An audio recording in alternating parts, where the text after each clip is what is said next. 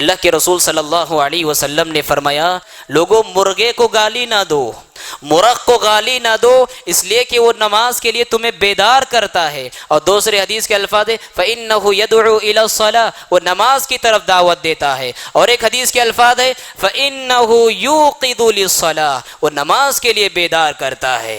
مرغ اور شیطان نے دیکھے نیکی کی اس علامت کو، بھلائی کی اس علامت کو شرک کا کیسا ذریعہ بنا دیا کہ جب کوئی انسان پریشان ہوتا ہے یا جن اس پر سوار ہو جاتا ہے یا کاروبار کے مسائل میں پھنس جاتا ہے، بابا کا در یاد آتا ہے، اور جب وہ وہاں پر جاتا ہے تو بابا کی زبان سے سب سے پہلا جو جملہ نکلتا ہے ایک مرغ لا کر پیش کرنا پڑے گا اور اس کی قربانی دینی پڑے گی، تب جا کر یہ تمہارا مسئلہ حل ہو جائے گا۔ اور ایسے ہی ہوتا ہے، وہ مرغ لا کر پیش کرتا ہے، اس کے نام کا نذرانہ پیش کیا جاتا ہے اور پھر شیطان کو خوش کیا جاتا ہے۔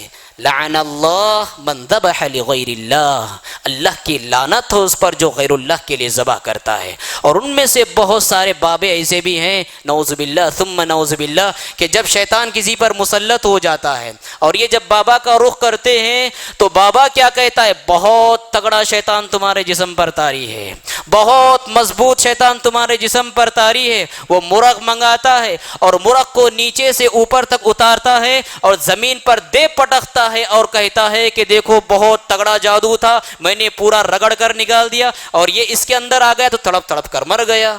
کیا ہے یہ کیا ہے یہ تو وہی ہے کہ شیطان نے خود اس سے کہا ہوتا ہے کہ میرے نام کا نذرانہ پیش کرو، مجھے خوش کرنے کے لیے میرے نام پر چڑھاوے چڑھاؤ، نتیجے میں نکلوں گا۔ شیطان کے اور عامل کی یہ ساز باز ہوتا ہے، یہ ان کے اندر کی معاملہ داری ہوتی ہے۔ یوں بندوں کو شیطان غیر اللہ کے لیے قربانی دینے کا مزاج پیدا کر دیتا ہے اور شرک کی دلدل میں دھکیل دیتا ہے۔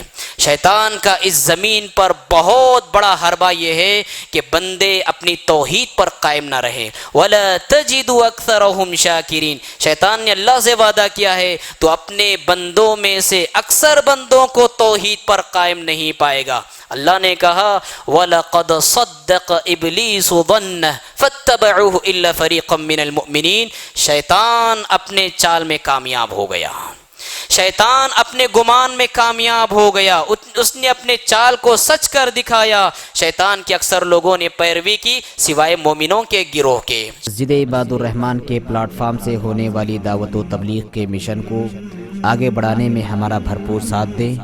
علم و عمل سے ناطہ جوڑنے کے لیے اہل علم سے جڑیں۔ مسجد عباد الرحمن کے یوٹیوب چینل کو سبسکرائب کریں اور آگے شیئر کرنا ہرگز نہ بھولیں۔ فجزاکم اللہ